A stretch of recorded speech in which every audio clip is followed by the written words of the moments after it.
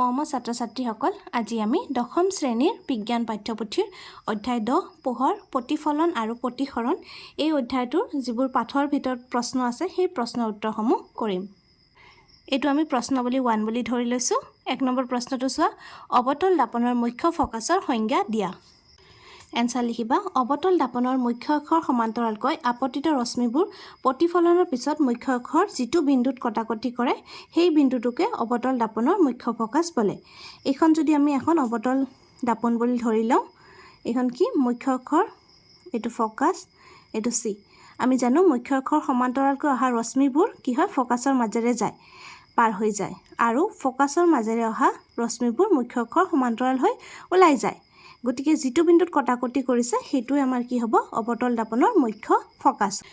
2 number, গোলাকাৰ দাপন এখনৰ ভাঁজ ব্যাসাৰ্ধ 20 সেন্টিমিটাৰ, ইয়াৰ ফকাছ দৈৰ্ঘ্য কিমান? লিখিবা, দিয়া আছে ভাঁজ ব্যাসাৰ্ধক আমি আৰেৰে বুজাওঁ কিমান 20 সেন্টিমিটাৰ। ফকাছ দৈৰ্ঘ্য আমি নাজানো, কিন্তু আমি এটা সূত্ৰ জানো যে F focus equal to r/2। ভাঁজ ব্যাসাৰ্ধৰ আধা হৈছে ফকাছ দৈৰ্ঘ্য। গতিকে আৰৰ মানটো বহুৱাই দিয়া, আৰৰ মান কিমান আছে আমাৰ 20 আছে, তলত ফৰ্মুলা 2 ইটোৰে ইটো কাটিলে কিমান হ'ব 10 সেন্টিমিটাৰ। লিখিবা নিৰ্ণয় ফকাছ দৈৰ্ঘ্য 10 সেন্টিমিটাৰ। 3 নম্বৰ, এখন দাপনৰ নাম কোৱা যিখনে থিয় আৰু বিবৰ্ধিত প্ৰতিবিম্ব গঠন কৰে। এনসাৰ লিখিবা অৱতল দাপন। 4 নম্বৰ, গাড়ীৰ পিছলৈ চোৱা দাপন হিচাপে উত্তল দাপন কিয় পছন্দ কৰা হয়? কিবা গাড়ীৰ পিছলৈ চোৱা দাপন হিচাপে উত্তল দাপন পছন্দ কৰা হয় কাৰণ উত্তল দাপনে সদায় সৰুকৈ হ'লেও থিয় প্ৰতিবিম্ব গঠন কৰে। থিয় মানে কি চিধা প্ৰতিবিম্ব। তদুপৰি উত্তল দাপনৰ দৃষ্টিক্ষেত্ৰ বহল, সেয়েহে উত্তল দাপন ব্যৱহাৰ কৰিলে গাড়ী চালকে দেখাৰ ক্ষেত্ৰত অধিক পৰিসৰ হয়। এইটো আমি প্ৰশ্নাৱলী 2 বুলি ধৰি লৈছো। 1 নম্বৰ প্ৰশ্নটো চোৱা, 32 সেন্টিমিটাৰ ভাঁজ ব্যাসাৰ্ধৰ উত্তল দাপন এখনৰ ফকাছ দৈৰ্ঘ্য নিৰ্ণয় কৰা। এইখন চোৱা, এইখন আমাৰ অৱতল দাপন। অৱতল দাপনৰ সন্মুখত কি থাকিব ফকাছ আৰু ভাঁজ কেন্দ্ৰ থাকিব, আৰু এইখন উত্তল দাপনৰ পিছফালে ফকাছ আৰু ভাঁজ কেন্দ্ৰ থাকে। গতিকে অৱতল দাপনৰ ক্ষেত্ৰত লক্ষ্যবস্তুৰ দূৰত্ব, লক্ষ্যবস্তু যিহেতু আমাৰ সদায় দাপনৰ সন্মুখত থাকিব, গতিকে এইডাল যদি আমি অক্ষ হিচাপত টানি লওঁ x অক্ষ y অক্ষ, তেনেহ'লে লক্ষ্যবস্তুৰ দূৰত্ব সদায় কি হ'ব নিগেটিভ হ'ব, কাৰণ এইটো ছাইডতে থাকিব। আকৌ উত্তল দাপনৰো ক্ষেত্ৰত একেই হ'ব। উত্তল দাপনৰ ক্ষেত্ৰতো আমি যিহেতু দাপনৰ সন্মুখত ৰাখিম বস্তুটো, গতিকে লক্ষ্যবস্তুৰ দূৰত্ব সদায় নিগেটিভ হ'ব। তাৰপিছত ফকাছ দৈৰ্ঘ্য চোৱা, ফকাছ দৈৰ্ঘ্য দাপনৰ সন্মুখত থাকে অৱতল দাপনত, গতিকে ফকাছ দৈৰ্ঘ্য সদায় নিগেটিভ হ'ব। আনহাতে উত্তল দাপনত কি হয় দাপনৰ পিছফালে থাকিব, এইটো ছাইড কি হয় আমাৰ পজিটিভ হয়নে, এইটো ছাইড আমাৰ নিগেটিভ, গতিকে ফকাছ দৈৰ্ঘ্য উত্তল দাপনৰ ক্ষেত্ৰত কি হ'ব পজিটিভ হ'ব। তাৰপিছত চোৱা, লক্ষ্যবস্তুৰ দূৰত্বক আমি কিহেৰে বুজাওঁ h, আৰু প্ৰতিবিম্বৰ উচ্চতা, লক্ষ্যবস্তুৰ উচ্চতা h, প্ৰতিবিম্বৰ উচ্চতা h'। তাৰপিছত তোমালোকে জানিব লাগিব দাপনৰ সূত্ৰ। দাপনৰ সূত্ৰ কি 1/v, v মানে কি প্ৰতিবিম্বৰ দূৰত্ব, প্লাছ 1/u, u মানে হৈছে লক্ষ্যবস্তুৰ দূৰত্ব, ইকুৱেল 1/f, f মানে ফকাছ দৈৰ্ঘ্য। তাৰপিছত আহিব তোমালোকৰ বিবৰ্ধন। বিবৰ্ধনক আমি m এৰে বুজাওঁ, আৰু বিবৰ্ধনৰ ফৰ্মুলাটো কি হ'ব প্ৰতিবিম্বৰ উচ্চতা বাই লক্ষ্যবস্তুৰ উচ্চতা। প্ৰতিবিম্বৰ উচ্চতাক আমি h' এৰে বুজাওঁ, লক্ষ্যবস্তুৰ উচ্চতাক h এৰে বুজাওঁ, এইটো h দে। আৰু এটা ফৰ্মুলা আছে বিবৰ্ধনৰ m equal to -v/u। v মানে কি প্ৰতিবিম্বৰ দূৰত্ব, u মানে লক্ষ্যবস্তুৰ দূৰত্ব। তাহলে দুটা ফৰ্মুলা পালোঁ, আমি এটা উচ্চতা লৈ পেলাই পাইছোঁ আৰু এটা লক্ষ্যবস্তু আৰু প্ৰতিবিম্বৰ দূৰত্ব লৈ পেলাই পাইছোঁ। আৰু এটা কথা মনত ৰাখিব লাগিব, যদি এমৰ মানটো কি হয় পজিটিভ হয় তেন্তে অসৎ প্ৰতিবিম্ব গঠন কৰিব, আৰু এমৰ মানটো যদি নিগেটিভ হয় তেতিয়াহ'লে কি হ'ব সৎ প্ৰতিবিম্ব গঠন কৰিব। ঠিক তেনেদৰে লেন্সৰ সূত্ৰটো একে, অকল ইয়াতে মাইনাছ। আগৰটো দাপনৰ সূত্ৰত কি আছিলে ইয়াতে প্লাছ আছিলে, ইয়াতে মাইনাছ, আৰু m ইকুৱেল টু v/u, কিন্তু দাপনৰ ক্ষেত্ৰত কি আছিল -v/u। এইখিনি কথা তোমালোকে মনত ৰাখিব লাগিব। যেতিয়া তোমালোকক অংক কৰিব দিব তেতিয়া কি কৰিবা, দাপনখন সৰুকৈ হ'লেও আঁকি ল'বা। ইয়াতে কি কৈছে আমাক উত্তল দাপনৰ কথা কৈছে, গতিকে পটককৈ তোমালোকে উত্তল দাপন এখন আঁকি ল'বা। তাৰপিছত ভাঁজ ব্যাসাৰ্ধ কিমান দি আছে 32 মিটাৰ ভাঁজ ব্যাসাৰ্ধ। আমি জানো উত্তল দাপনৰ কি হয় দাপনৰ পিছফালে ভাঁজ ব্যাসাৰ্ধ থাকে, আৰু ইফালে থাকিলে কি হ'ব প্লাছ হ'ব। সেইকাৰণে দিয়া আছে ভাঁজ ব্যাসাৰ্ধ r ইকুৱেল টু 32 সেন্টিমিটাৰ। যদি অৱতল দাপন থাকিলহেঁতেন তেতিয়াহ'লে আমি কি লিখিব লাগিল হয় -32 সেন্টিমিটাৰ। আকৌ আমি ফ'কাছ দৈৰ্ঘ্য নাজানো নহয়, সেইটো আমি লিখা নাই। তাৰপিছত ফৰ্মুলাটো লিখা আমি জানো যে f = r/2 আৰু মান কিমান আছে 32 32ক 2ৰে ভাগ কৰিলে 16 সেন্টিমিটাৰ লিখিবা। এতেকে নিৰ্ণয় ফ'কাছ দৈৰ্ঘ্য 16 সেন্টিমিটাৰ। 2 নম্বৰ অবতল দাপোন এখনে ইয়াৰ সন্মুখত 10 সেন্টিমিটাৰ দূৰত্বত ৰখা বস্তু এটাৰ 3 গুণে বিবৰ্ধিত হট প্ৰতিবিম্ব গঠন কৰে। প্ৰতিবিম্বটোৰ অৱস্থান কি? ইয়াতে কিহৰ মান দিয়া আছে 10 সেন্টিমিটাৰ দূৰত্বত ৰাখিছে বস্তু এটা, তাৰমানে লক্ষ্য বস্তুৰ দূৰত্ব 10 সেন্টিমিটাৰ আৰু বিবৰ্ধন কিমান আছে 3 আছে, কাৰণ 3 গুণ বাঢ়িছে। এতিয়া চোৱা লিখিবা দিয়া আছে লক্ষ্য বস্তুৰ দূৰত্ব u = 10 সেন্টিমিটাৰ, কিন্তু ইয়াতে লক্ষ্য বস্তু আমি জানো উত্তলে হওক অবতলে হওক সন্মুখত ৰাখিলে কি হ'ব মাইনাছ হ'ব, গতিকে -10 সেন্টিমিটাৰ। তাৰপিছত বিবৰ্ধনৰ মান 3 আছে, কিন্তু হট প্ৰতিবিম্ব গঠন কৰিছে। আমি অলপ আগতে পঢ়িলোঁ যে হট প্ৰতিবিম্ব গঠন হ'লে এমৰ মান সদায় কি হয় মাইনাছ হয়, গতিকে -3 লিখিলোঁ। প্ৰতিবিম্বৰ দূৰত্ব নাজানো আমি, তাৰপিছত আমি ফৰ্মুলাটো লিখিম। আমি জানো যে m = -v/u, এমৰ মান কি আছে -3 আৰু প্ৰতিবিম্বটো নাজানো uৰ মান -10, এই মাইনাছ কেঞ্চেল v/10। এতিয়া বজ্ৰ পূৰণ কৰা v = -30 -30 মানে কি হ'ব সন্মুখত, মাইনাছ ভেলু পোৱা মানে সন্মুখত আছে। লিখিবা প্ৰতিবিম্বটো লক্ষ্য বস্তুৰ একেফালে দাপোনৰ পৰা 30 সেন্টিমিটাৰ দূৰত্বত গঠন কৰিছে। সুধিছে নহয় প্ৰতিবিম্বৰ অৱস্থান কি, গতিকে সন্মুখত অৱস্থান কৰিছে বুলি দিলে হ'ব। এই মাইনাছটো সন্মুখত কৰিছে নে পিছফালে কৰিছে সেইটোহে বুজায়, কিন্তু আমাৰ মানটো কিমান হ'ব 30 সেন্টিমিটাৰ। প্ৰতিসৰণৰ প্ৰশ্ন উত্তৰকেইটা কৰাৰ আগতে আমি দুটা বস্তু মনত ৰাখিব লাগিব। যদি লঘুতৰ মাধ্যমৰ পৰা ঘনতৰ মাধ্যমলৈ পোহৰ ৰশ্মি আহে তেনেহ'লে কি হ'ব উলম্বৰ কাষ চাপিব, এইটো কথা মনত ৰাখিবা। আৰু ঘনতৰ মাধ্যমৰ পৰা লঘুতৰ মাধ্যমলৈ আহিলে উলম্বৰ পৰা আঁতৰি যাব। যেতিয়া প্ৰশ্ন উত্তৰসমূহ কৰিবা তেতিয়া এইখিনি কথা বুজি পাবা। এইটো আমি প্ৰশ্নাৱলী 3 বুলি ধৰি লৈছোঁ। 1 নম্বৰ পোহৰৰ ৰশ্মি এডাল বায়ুৰ পৰা হেলনীয়াকৈ পানীত প্ৰৱেশ কৰিছে। পোহৰৰ ৰশ্মিডাল উলম্বৰ কাষলৈ নে উলম্বৰ পৰা আঁতৰি বেকা হ'ব আৰু কিয়? প্ৰথমতে ক'ত আছিল বায়ুত আছিল, বায়ু এটা মাধ্যম পানী এটা মাধ্যম, বায়ুৰ পৰা পানীত প্ৰৱেশ কৰিছে, গতিকে উলম্বৰ কাষ চাপিব নে আঁতৰি যাব লিখিবলৈ দিছে।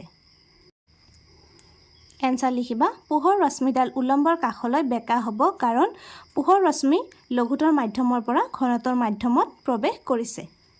2 নম্বৰ পোহৰ বায়ুৰ পৰা 1.5 প্ৰতিসৰণাংকৰ কাঁচৰ মাধ্যমলৈ প্ৰৱেশ কৰিছে। কাঁচত পোহৰৰ দ্ৰুতি কিমান হ'ব? শূন্যত পোহৰৰ দ্ৰুতি 3 × 10⁸ মিটাৰ/ছেকেণ্ড। এইটো মান দিয়া আছে, প্ৰতিসৰণাংকৰ মান দিয়া আছে, আমাক কাঁচত পোহৰৰ দ্ৰুতি উলিয়াবলৈ দিছে। লিখিবা দিয়া আছে প্ৰতিসৰণাংক 1.5, বায়ুত বা শূন্যত পোহৰৰ দ্ৰুতি এইটোৰো মান দিয়া আছে, কাঁচত পোহৰৰ দ্ৰুতি উলিয়াব দিছে। লিখিবা আমি জানো যে প্ৰতিসৰণাংক কি আছিলে ফৰ্মুলাটো ওপৰত বায়ুত পোহৰৰ দ্ৰুতি আৰু তলত আনটো মাধ্যমত পোহৰৰ দ্ৰুতি। আনটো মাধ্যম আমাৰ কাঁচ আছিলে, গতিকে কাঁচত পোহৰৰ দ্ৰুতি। প্ৰতিসৰণাংকৰ মান 1.5, এইটোৰ মান বায়ুত পোহৰৰ দ্ৰুতিৰ মান দিয়া আছে, এইখিনি আমি নাজানো। লিখিবা একেলগে এইটো যদি আমি ইয়াতে আনো 1.5টো তলত আহিব। কাঁচত পোহৰৰ দ্ৰুতি ওপৰতো এইখিনি থাকিবই, তলত 1.5। 1.5ৰে 3 কাটিলে কিমান হ'ব 2 বাৰ যাব, দশমিক যদি উঠাই দিওঁ ইয়াতে কি হ'ব 15, ইয়াতে 30, 15 × 2 = 30, তেনেহ'লে কি পালোঁ 2 × 10⁸। লিখিবা এতেকে কাঁচত পোহৰৰ দ্ৰুতি 2 × 10⁸ মিটাৰ/ছেকেণ্ড। 3 নম্বৰ তালিকাও 10.3ৰ পৰা সৰ্বোচ্চ আলোকিক ঘনত্বৰ মাধ্যমটো নিৰ্ণয় কৰা। আটাইতকৈ কম আলোকিক ঘনত্বৰ মাধ্যমটো নিৰ্ণয় কৰা। ইয়াতে কি কৈছে আমাৰ তালিকা এখন দিয়া আছে 10.3, তাৰ পৰা সৰ্বোচ্চ আৰু সৰ্বনিম্ন ঘনত্বৰ মাধ্যমটো উলিয়াব দিছে। এইখন আমাৰ 10.3 তালিকা। ইয়াত চোৱা সৰ্বোচ্চ কোনটো হ'ব প্ৰতিসৰণাংক 2.42, মানে কাৰ হীৰা সৰ্বোচ্চ হ'ব, আৰু সৰ্বনিম্ন কাৰ হ'ব বায়ুৰ, কাৰণ এইখিনি আমাৰ চিৰিয়েলি সজোৱা আছে।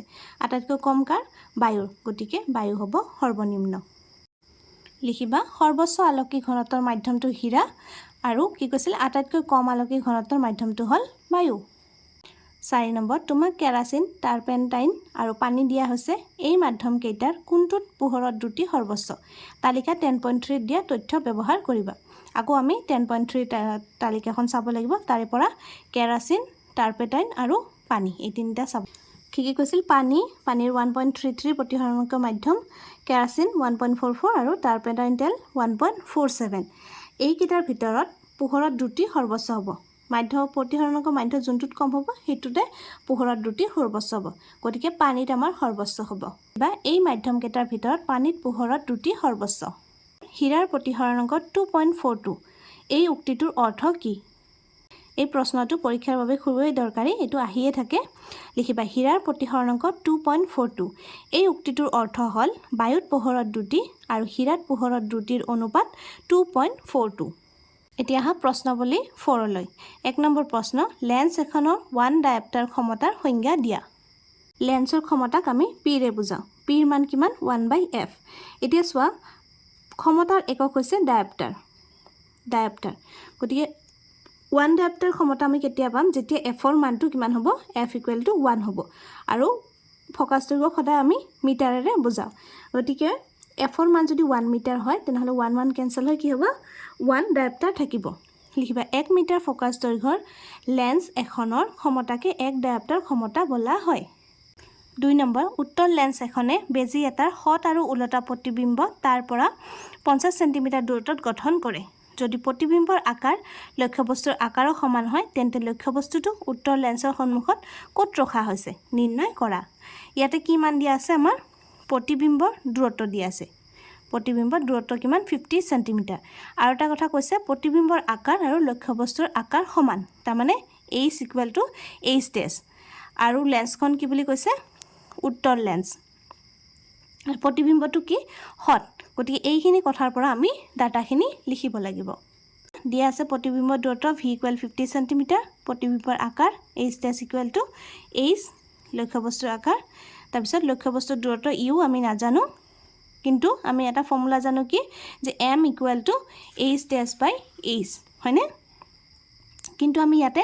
মাইনাস কিও দিলো যেহেতু হট প্ৰতিবিম্ব গঠন কৰা বুলি কৈছে আৰু হট প্ৰতিবিম্ব হলে m ৰ মান সদায় নিগেটিভ হয় গতি সেই মাইনাসটো আমি আনিছো কিন্তু লেন্সৰ ক্ষেত্ৰত আমাৰ মাইনাসৰ দৰকাৰ নাই তাৰ পিছত m টো h dash h ৰ জায়গাত আমি কি লিখিছো h dash কাৰণ h dash আৰু h সমান হয় গতি এই দুটা কটাকটি কৰিলে আমি কি পালো -1 পালো ইফালে আৰু m ক আমি কি লিখিব পাৰো v/u লিখিব পাৰো হয়নে নহয় m ৰ দুটা ফৰ্মুলা আছিল নহয় এতিয়া v ৰ মান কিমান আছে 50 আৰু u ৰ মানটো নাজানো u এ থাকিলে আৰু ইফালে আমাৰ -1 এতিয়া এটো বজ্ৰ পূৰণ কৰিলে কি হ'ব -u = 50 মাইনাসৰে ইয়াক পূৰণ কৰিলে কি হ'ব u = -50 লিখিবা এতেকে লক্ষ্যবস্তুটো উত্তল লেন্সৰ সন্মুখত 50 সেন্টিমিটাৰ দূৰত্বত